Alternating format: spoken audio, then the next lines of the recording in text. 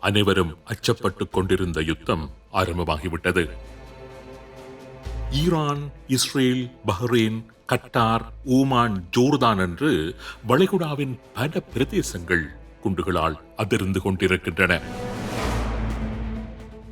எந்த யுத்தம் ஏற்பட்டுவிடக் கூடாது என்று முழு உலகுமே அச்சப்பட்டுக் கொண்டிருந்ததோ, இந்த யுத்தம் ஏற்பட்டால் இந்த உலகின் பொருளாதாரம் சிதைந்து நாசமாகிவிடும் என்று வல்லுநர்கள் நீண்ட காலமாக எச்சரித்துக் கொண்டிருந்தார்களோ, இந்த யுத்தம் ஆரம்பமானால் வளைகுடா சாம்பலாகிவிடும் என்று சமாதான விரும்பிகள் எல்லாம் தொடர்ந்து எச்சரிக்கை விடுத்துக் கொண்டிருந்தார்களோ, அந்த கொடிய யுத்தம் இன்று காலை ஆரம்பமாகிவிட்டது. எந்த நிமிடமும் அமெரிக்கா ஈரான் மீதான தாக்குதலை ஆரம்பிக்கலாம் என்றிருந்து வந்த நிலையில் இன்று காலை இஸ்ரேல் மீது ஈரான் திடீர் தாக்குதலை மேற்கொண்டிருந்தது. பிரியம்டிவ் ஸ்ட்ரைக் என்று கூறியபடி இஸ்ரேல் ஆரம்பித்த தாக்குதலில் அமெரிக்காவும் பின்னர் இணைந்து கொண்டதாக கூறப்படுகின்றது. ஆரம்பகட்ட தகவல்களின்படி ஈரானின் இஸ்பஹான், ஊம், கராச் மற்றும் ஹெர்மஷா பிராந்தியங்களும் ஈரானின் தலைநகர் டெஹரான் மீதும் தாக்குதல்கள் மேற்கொள்ளப்பட்டதாக கூறப்படுகின்றது. ஈரானின் பாலிஸ்டிக் ஏவுகணை தளங்கள் என்று நம்பப்படுகின்ற இலக்குகள் மீதும் ஏவுகணை செலுத்திகள் மீதும் இஸ்ரேல் தாக்குதல்களை நடத்தியதாகவும், தொடர்ந்து அமெரிக்காவும் அந்த தாக்குதல்களில் இணைந்து கொண்டு தற்பொழுது பாரிய தாக்குதல்களை மேற்கொண்டு வருவதாகவும் அங்கிருந்து கிடைக்கின்ற செய்திகள் கூறுகின்றன. இஸ்ரேல் ஏவுகணைகளைக் கொண்டே தனது முதற்கட்ட தாக்குதல்களை நடத்தியதாக ஆரம்பகட்ட தகவல்கள் கூறுகின்றன. ஈரான் மீது வான் தாக்குதல்களையே அமெரிக்கா மேற்கொள்ளும் என்றும், அமெரிக்காவின் ஸ்டெல்த் ரக விமானங்களை கண்டறிவதற்கான தொழில்நுட்பத்தினை சீனாவிடம் இருந்து பெற்று ஈரான் வான்பரப்புக்குள் நுழையும் அமெரிக்க விமானங்களை சுட்டு வீழ்த்துவதற்கு ஈரான் தயாராக இருந்த நிலையில், இஸ்ரேலின் தாக்குதல் வான்வழியான விமான தாக்குதல்களாக அல்லாமல் ஏவுகணைகள் மூலமான தாக்குதல்களாக அமைந்திருந்தது சற்றும் எதிர்பாராத ஒன்று.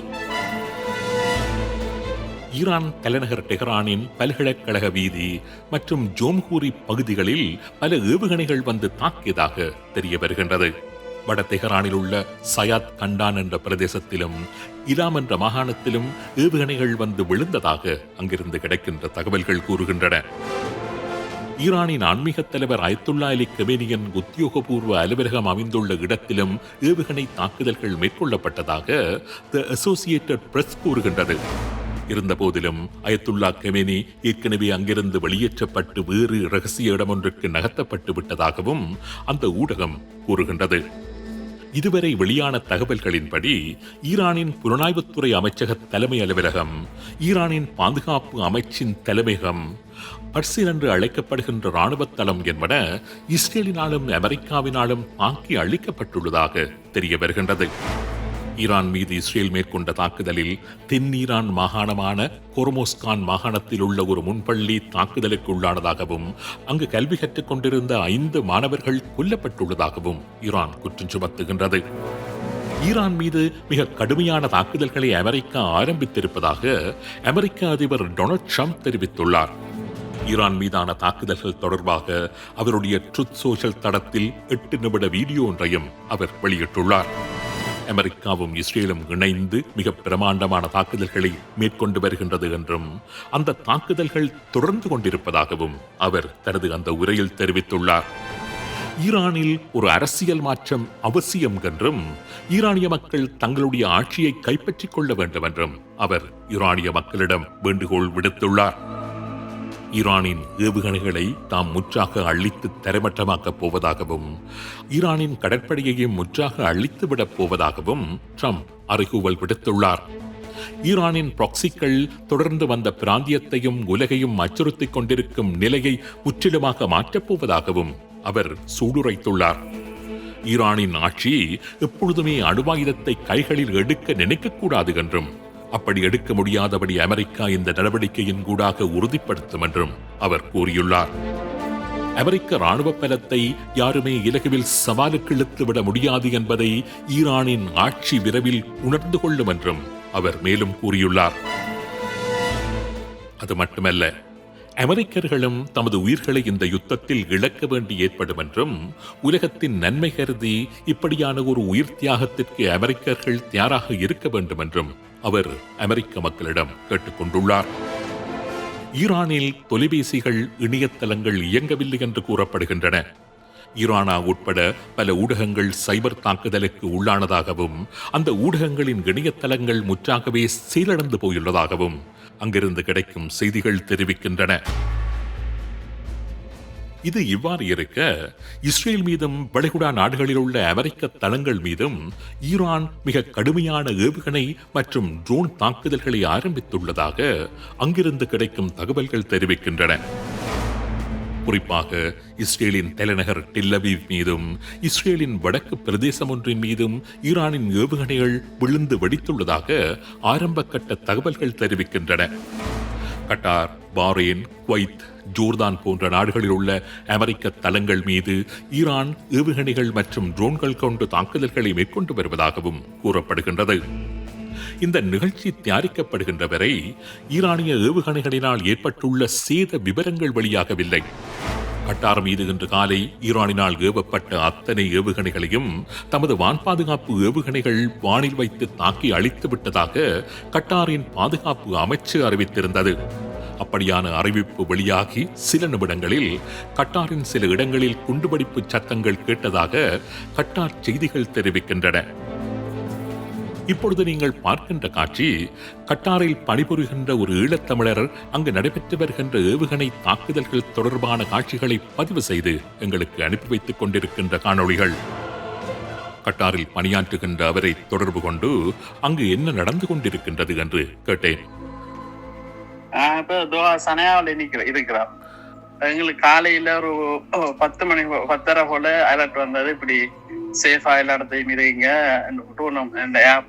ஏர்போர்ட் க்ளோஸ் பண்ணியாச்சுது, ஃபிளைட் எல்லாம் கேன்சல் பண்ணிட்டு, இப்ப ஈரான்ல இருந்து மிசைல்ஸ் வாரது சாத்தியம் இருக்குது, நீங்க சேஃபான இடத்த இருங்கன்னு சொல்லி எஸ்எம்எஸ் வந்தது. ஃபர்ஸ்டா வந்து ஒரு ½ திருப்பி சட்டம் கேட்க தொடங்கிது, வெடிக்கிற சட்டம் கேட்க தொடங்கினது. அப்புறம் மேலுக்கு வானத்தை பார்த்தா அவங்க ஏர்பேஸ்ல இருந்து மறைச்சி அடித்தாங்க வார மிசைல்ஸ் எல்லாம்.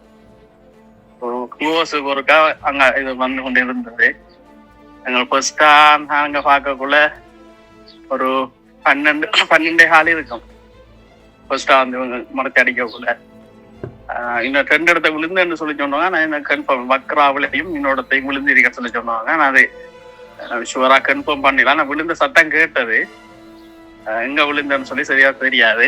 ஆனா அவங்க வானத்துல தெரியுது 2-3 நேரம் மறைச்சி அடிச்சவங்க.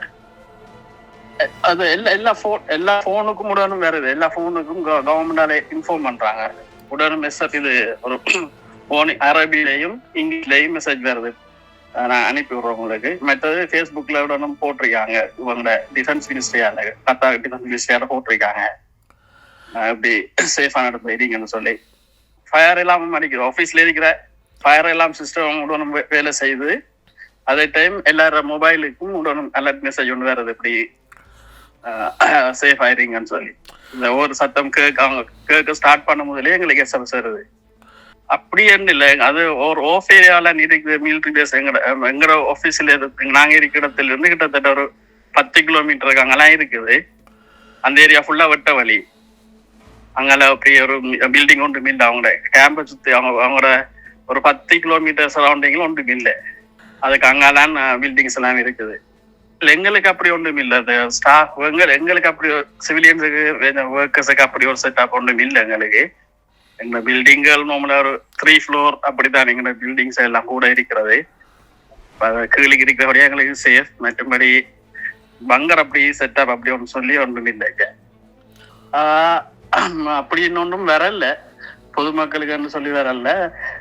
சரியான இது எல்லாரும் பயத்துல இருக்கிறாங்க, என்ன நடக்கும்னு சொல்லி தெரியாதுன்னு சொல்லி பயத்துல எல்லாரும் இருக்கிறாங்க.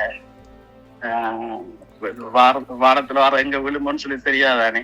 சில போன் இது இடையில மறைச்சு விழுறது வந்து ரெசிடென்சியல் ஏரியாவில் விழுறது சாத்திய கூட இருக்கு. இவங்க இடையில மறைச்சு அடிக்கக்குள்ள அதுல பீசுகள் வந்து போன முறை மறைக்கக்குள்ள அது 2 வீட்டுல என்ன ஒன்று விழுந்து அந்த உடைஞ்ச சுண்டுகள் அப்படி இன்ஜுரி ஆகிறதுக்கு சாத்தியக்கூறுகள் இருக்குது. ஈரான் ஏவிய ஒரு பாலிஸ்டிக் ஏவுகணை இஸ்ரேலிய வான் பாதுகாப்பு ஏவுகணையினால் இடைமறிக்கப்பட்டதாக இஸ்ரேலிய ஊடகமான டைம்ஸ் ஆஃப் இஸ்ரேல் செய்தி வெளியிட்டுள்ளது. ஈரானின் ஏவுகணை ஒன்று வடக்கு இஸ்ரேல் பிரதேசம் ஒன்றில் விழுந்து வெடித்துள்ளதாகவும் ஒரு அடுக்குமாடி கட்டடம் சேதமாகியுள்ளதாகவும் ஆரம்ப கட்ட தகவல்கள் தெரிவிக்கின்றன. தமது கிரிமினல் எதிரிக்கு எதிராக ஈரான் தனது பாலிஸ்டிக் மற்றும் ட்ரோன் தாக்குதல்களை ஆரம்பித்து விட்டதாக ஈரானின் IRGC சற்று முன்னர் அறிவித்துள்ளது.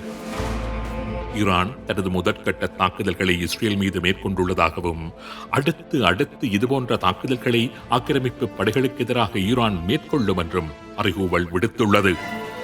ஆக்கிரமிப்பு படைகளை அங்கிருந்து விரட்டும் வரை தமது தாக்குதல்கள் தொடரும் என்றும் அது எச்சரித்துள்ளது. குண்டு மழையினால் வளைகுடா அதிர்ந்து கொண்டிருக்கின்றது. அந்த குண்டுவெடிப்பு சத்தங்கள் வளைகுடாவுடன் மாத்திரம் மட்டுப்பட்டு விடுமா அல்லது எங்கள் வாசல் படி வரை வந்து சேருமா என்பதுதான் அனைவர் உள்ளங்களிலும் தற்பொழுதுள்ள பிரதான அச்சமாக இருக்கின்றது.